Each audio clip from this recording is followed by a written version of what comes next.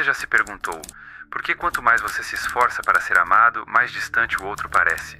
Por que quando você finalmente solta, tudo começa a fluir? E por que sentimos que precisamos segurar o mundo inteiro nas mãos, mesmo quando ele nos escapa entre os dedos? Preocupe-se mais com sua consciência do que com sua reputação, porque sua consciência é o que você é, e sua reputação é o que os outros pensam que você é. Montaigne. Essa frase parece simples, mas esconde uma tragédia silenciosa. Vivemos tentando controlar o incontrolável, tentamos controlar o amor, o tempo, o reconhecimento, e quando tudo foge ao nosso roteiro, acreditamos que o erro é nosso, que deveríamos ter tentado mais, que o problema foi o cansaço, quando na verdade foi o esforço. Todos nós, em algum momento, tratamos a vida como uma equação. Se eu fizer tudo certo, terei tudo o que quero. Mas a vida não é uma equação. Ela é um espelho quebrado, e cada pedaço reflete uma versão diferente de você. E é justamente quando você para de tentar arrumar esses cacos que algo surpreendente acontece. As peças começam a se encaixar, sozinhas. É estranho, eu sei. Mas pense em todas as vezes em que você tentou controlar demais. Aquela conversa ensaiada que soou forçada. Aquela paixão sufocada pelo medo de perder. Aquela tentativa de parecer feliz enquanto por dentro você só queria dormir por uma semana. O resultado? Distância, frustração, silêncio. E agora pense em quando você simplesmente foi.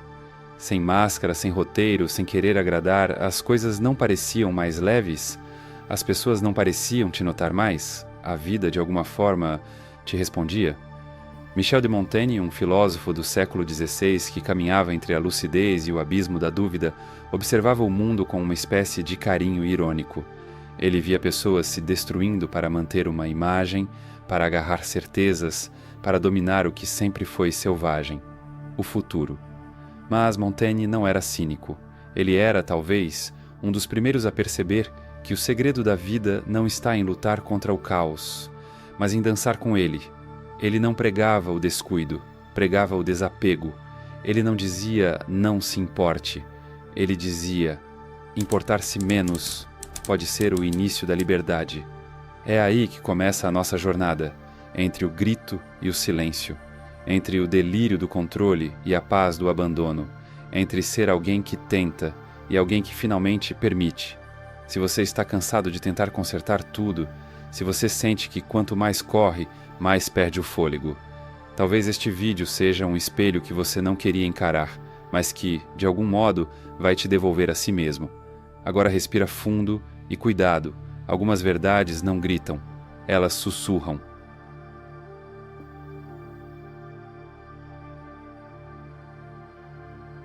Você já reparou no quão ridícula é a ideia de controle? Quer dizer, nós tentamos controlar tudo. O que sentimos, o que os outros pensam, o futuro, o tempo. Mas o tempo não para, o outro não obedece. E o sentimento... Bem, o sentimento escapa, sempre escapa. Há uma cena que eu nunca esqueço. Era fim de tarde, o céu cinza. Eu estava na varanda, com um café morno na mão, olhando para o celular e esperando uma resposta. Uma simples mensagem. Um oi, um estou aqui.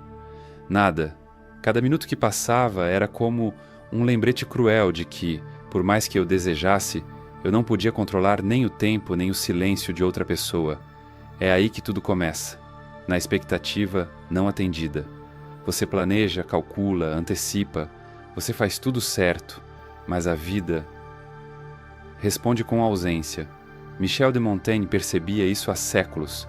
Ele via os homens da sua época vivendo como atores em peças medíocres, tentando controlar o enredo mesmo sem saber o final. Ele dizia: "Minha vida foi cheia de desgraças terríveis, a maioria das quais nunca aconteceu." Essa frase é uma punhalada na nossa ansiedade, porque mostra o que já sabemos, mas preferimos negar. A maior parte do nosso sofrimento é imaginária. A gente sofre pelo que talvez aconteça, pelo que poderia ter sido, pelo que deveria ter sido diferente. E nessa tentativa de domar o incontrolável, começamos a moldar uma prisão invisível. Controlamos nossas palavras para sermos aceitos. Controlamos nosso corpo para sermos desejados. Controlamos nossas escolhas para sermos admirados. Mas o preço é alto, porque no fundo estamos sufocando algo precioso. a espontaneidade. Há uma diferença sutil, mas brutal, entre viver com intenção e viver com obsessão. E é quando você cruza essa linha, quando tudo passa a depender do resultado, que o controle vira doença. Talvez por isso o amor machuque tanto, não por causa da rejeição em si, mas porque ela revela o nosso desespero por controlar o outro. Se eu for bom o suficiente, ele vai ficar. Se eu mudar, ela vai me amar. Não, não vai, porque o amor não nasce no controle, ele nasce na entrega. E quanto mais você tenta agarrar o amor pelas rédeas, mais ele escapa como névoa entre os dedos. A mesma lógica se aplica ao sucesso. Você já reparou como os mais bem-sucedidos não parecem estar desesperados? Eles se movem com uma calma que beira o insolente, não porque são melhores, mas porque entenderam algo que poucos têm coragem de aceitar. A vida não se curva ao nosso controle, ela se revela no nosso abandono. Montanha sabia disso. Ele passou anos recluso, escrevendo em sua torre, observando os movimentos humanos com a paciência de um monge e a acidez de um cético. Ele via que o desejo de controlar nasce do medo. Medo de errar, medo de ser rejeitado, medo de que, se não fizermos tudo certo, seremos esquecidos. Mas o medo, assim como o controle, é uma ilusão retroalimentada. Quanto mais tentamos controlar para evitar o medo, mais alimentamos o próprio medo. É como tentar apagar o fogo com gasolina. E essa tensão constante nos adoece. Insônia, ansiedade, um cansaço que não se cura com sono porque não é do corpo, é da alma. Há algo profundamente espiritual e brutalmente libertador em aceitar que não temos controle sobre quase nada. Você não controla se vai ser amado, você não controla se será lembrado, você não controla nem mesmo o que vai sentir amanhã. Mas aqui está o segredo que Montaigne sussurra entre linhas. É justamente ao aceitar isso que você encontra paz. Quando você solta o volante, não para cair no abismo, mas para deixar a estrada se mostrar, algo muda. Você para de forçar, para de esperar. E, paradoxalmente, começa a receber. É como aquele momento em que você para de tentar impressionar alguém e finalmente consegue, ou quando para de procurar respostas e elas surgem sozinhas entre o ruído do cotidiano.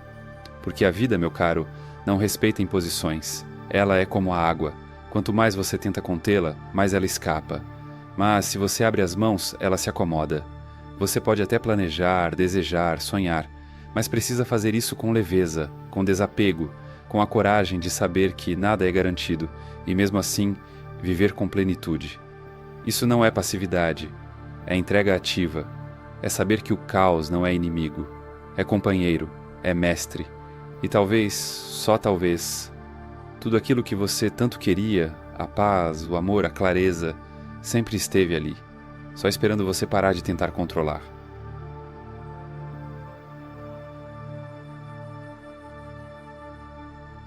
Existe um equívoco profundo que corrói corações sensíveis e mentes inquietas, confundir desapego com frieza, como se soltar fosse o mesmo que abandonar, como se deixar ir fosse sinônimo de não amar, mas desapegar não é deixar de sentir.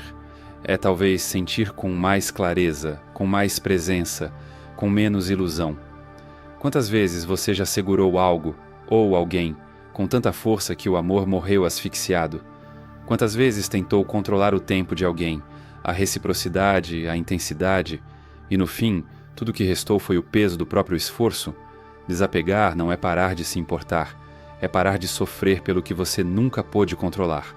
Eu lembro de um relacionamento em que eu confundia cuidado com controle. Eu queria estar presente em tudo, nas dores, nos silêncios, nos dias ruins. Achava que amor era isso, nunca sair do lado, mesmo quando o outro já não me olhava nos olhos. Demorei a perceber que aquele cuidado era só medo disfarçado. Medo de perder, medo de ser esquecido, medo de não ser suficiente. Quando finalmente soltei, não perdi o outro. Encontrei a mim mesmo. Montaigne falava sobre isso, embora de forma sutil. Ele observava a vida como quem observa uma fogueira, não para controlá-la, mas para se aquecer, aceitando que ela queima, dança e apaga segundo ritmos que não dependem de nós. Ele dizia: é mais fácil suportar a morte sem pensar nela do que suportar o pensamento da morte. Traduzindo, o que nos adoece não é o fim em si, mas a nossa tentativa desesperada de impedir que ele aconteça. Desapegar é, portanto, um ato de coragem. É o reconhecimento de que algumas coisas precisam ir, para que você continue. É o entendimento de que segurar o que não quer mais ficar é uma forma sutil de autoabandono. Não é sobre se tornar indiferente, é sobre amar com liberdade, cuidar sem sufocar, estar presente sem exigir retorno. Pense numa árvore. Ela não prende o pássaro nos galhos, ela oferece abrigo e deixa ir. E, ironicamente, é por isso que o pássaro volta. O mesmo vale para tudo que é vivo: amor, amizade, projetos, sonhos. Se você os aprisiona, eles apodrecem. Se você os deixa fluir, mesmo que se afastem, eles podem florescer. Muita gente acredita que o desapego é uma espécie de desistência, mas na verdade é uma reafirmação. Quando você solta, está dizendo: eu confio em mim, no tempo, na vida.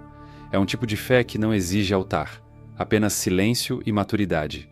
Desapegar também é parar de tentar salvar o que não quer ser salvo. Relacionamentos que você insiste, planos que já não fazem sentido, identidades que já não te representam. Há algo de profundamente libertador em olhar para aquilo que um dia você tanto quis e perceber que hoje já não cabe mais. E está tudo bem. O problema não é mudar, é fingir que não mudou.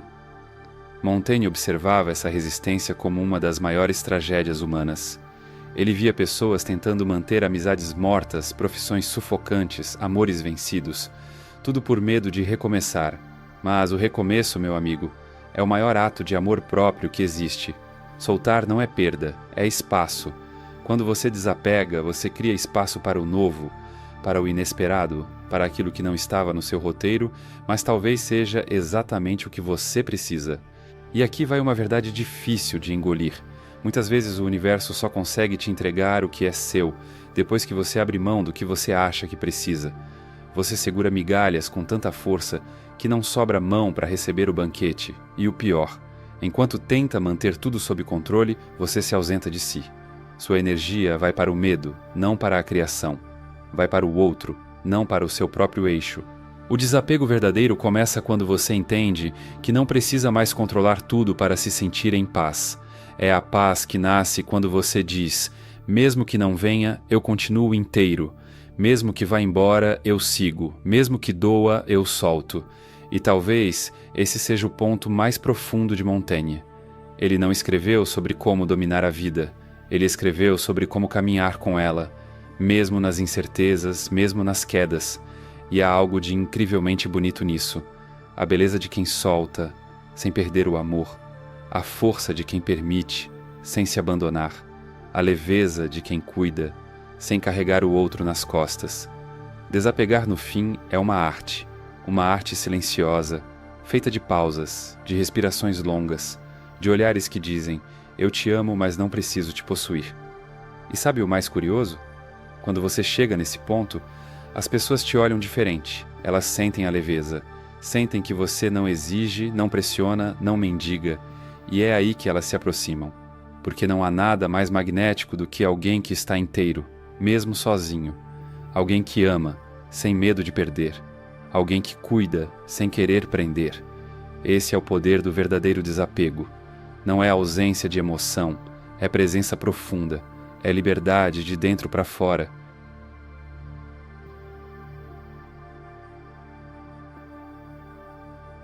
Tente agora mesmo, se for capaz. Adormeça à força.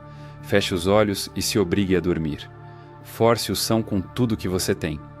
Diga para si mesmo: preciso dormir, preciso dormir, preciso dormir. Agora me diga: conseguiu? Claro que não. Esse é o paradoxo. O que exige rendição morre quando forçado. A paz, o amor, o sono, a criatividade, todos esses estados precisam de espaço, não de pressão. Quanto mais você força, mais eles se retraem. Quanto mais você deseja, mais percebe a ausência do que deseja. E quanto mais você tenta chegar lá, mais longe sente estar.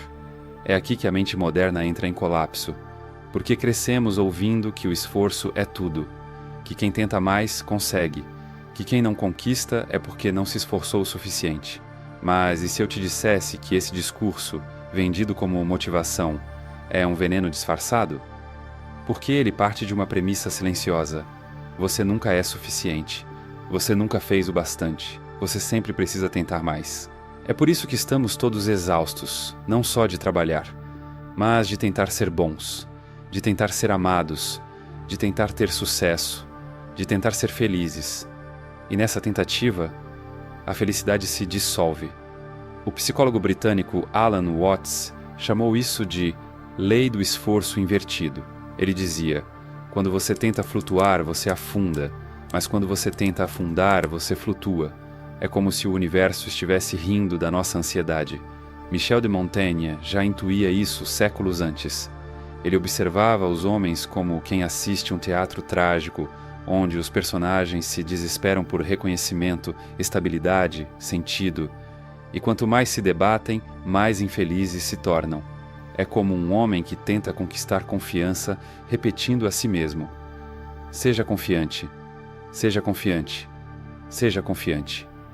E cada repetição revela o oposto: ele não confia em si. Ou como quem tenta desesperadamente ser feliz. E quanto mais tenta, mais percebe a ausência da felicidade. Esse é o drama da mente humana. Ela acredita que quanto mais ela pensa sobre algo, mais controle terá. Mas pensar demais é, muitas vezes, o que afasta a solução. Pense nas vezes em que você teve suas melhores ideias. Provavelmente não foi durante esforço intenso, foi tomando banho, dirigindo, caminhando sozinho. Nos momentos de relaxamento, não de tensão. Porque a mente, quando pressionada, fecha. Mas quando você solta, ela abre. O esforço não é o problema, é o tipo de esforço. Existe o esforço criativo, natural, que flui da paixão. E existe o esforço desesperado, ansioso, que nasce da escassez. Este último é traiçoeiro. Ele disfarça sua insegurança como produtividade. Mas no fundo, tudo o que ele quer é provar que você vale algo. É por isso que você tenta tanto impressionar. Por isso que revisa aquela mensagem 3 vezes antes de enviar. Por isso que não consegue descansar em paz. Porque sente que ainda não fez o suficiente. Mas e se o suficiente não vier do que você faz, e sim do quanto você consegue se entregar? Veja os artistas em transe criativo. Veja os atletas em estado de fluxo. Eles não estão tentando, eles são o que estão fazendo. O esforço virou presença. A intenção virou ação. A ansiedade foi substituída por sintonia. Mas para isso acontecer, você precisa sair da frente. Precisa deixar o controle escorregar das mãos. Precisa confiar. E aqui está o ponto delicado. Confiar não é ter certeza de que tudo vai dar certo. É aceitar que pode não dar. E mesmo assim, seguir com leveza. Montaigne dizia: o homem que mais teme sofrer já está sofrendo o que teme. Isso vale para tudo. Se você teme falhar, já está fracassando internamente. Se você teme não ser amado, já vive a rejeição antecipada. E se você tenta demais ser feliz, já está negando o que sente agora. Às vezes, a única coisa que está entre você e o que você deseja é a tensão de tentar obter isso. É como tentar apanhar água com os punhos fechados. Quanto mais você aperta, mais ela escorre. A mente ansiosa quer garantias, quer segurança antes de agir, quer aprovação antes de se mostrar.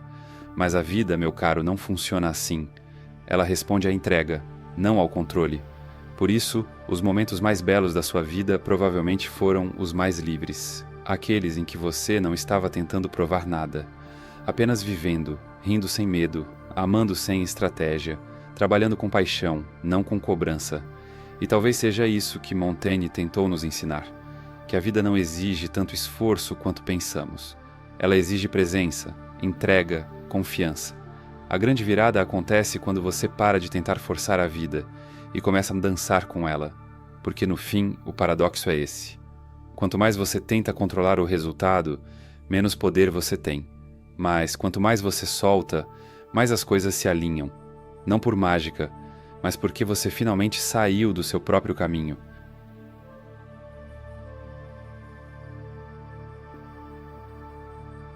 A vida, às vezes, é como um quebra-cabeça entregue sem imagem de referência. Você recebe as peças: dor, alegria, perda, encontros, silêncio, excesso, vazio, e tenta desesperadamente montar algo coerente. Mas quanto mais pressa você tem, mais confusas elas ficam. Você já montou um quebra-cabeça com raiva? Tentou empurrar uma peça no lugar errado só porque parecia quase encaixar? A frustração cresce, o caos aumenta, e de repente a imagem que você tanto queria ver desaparece em meio ao esforço. É assim que vivemos, tentando forçar o encaixe de pessoas, de rotas, de versões de nós mesmos, tentando fazer a vida caber num plano que já não nos serve mais. Mas algo mágico acontece quando você para, quando você larga as peças por um instante, respira, olha de novo com outros olhos, sem pressa, sem desespero. É nesse instante, e só nesse, que algumas peças começam a se revelar sozinhas. É como se a vida dissesse: agora que você parou de tentar me controlar, eu posso finalmente te mostrar o caminho. Parar de se importar não significa virar as costas para tudo. Significa parar de viver em função da ansiedade por resultados. Significa se importar menos com o como e mais com o ser. Menos com o que vão pensar, mais com o que você sente. Menos com vencer, mais com viver. Montaigne dizia que a nossa aflição nasce não das coisas, mas da forma como as resistimos. Talvez o sofrimento não esteja no que falta, mas no peso de tentar suprir tudo isso a qualquer custo. E quando você solta, quando enfim deixa o quebra-cabeça em paz, descobre que algumas peças estavam viradas ao contrário. Outras nem eram suas, e outras só fariam sentido mais tarde. Tudo começa a se encaixar, não quando você entende tudo, mas quando aceita que não precisa entender, não precisa prever, só estar presente, inteiro, imperfeito, verdadeiro. É aí que a imagem começa a surgir, não como um plano milimetricamente controlado, mas como algo orgânico, misterioso e, surpreendentemente, certo.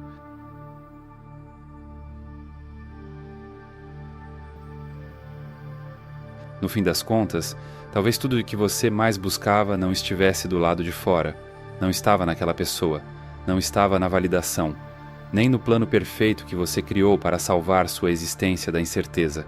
Estava no espaço entre os pensamentos, no intervalo entre uma expectativa e outra, no momento exato em que você finalmente parou de tentar, parou de provar, parou de insistir. Parar de se importar não é desistir da vida. É desistir da ilusão de que você precisa estar no controle o tempo todo. É dar espaço para que a vida te surpreenda, para que o inesperado, que você tanto teme, revele a beleza que o controle nunca foi capaz de oferecer. E quando você solta, quando você finalmente para de se importar com o que não te faz crescer, o mundo muda de tom, as pessoas te olham diferente, você começa a se reconhecer e o quebra-cabeça invisível começa a se montar sozinho.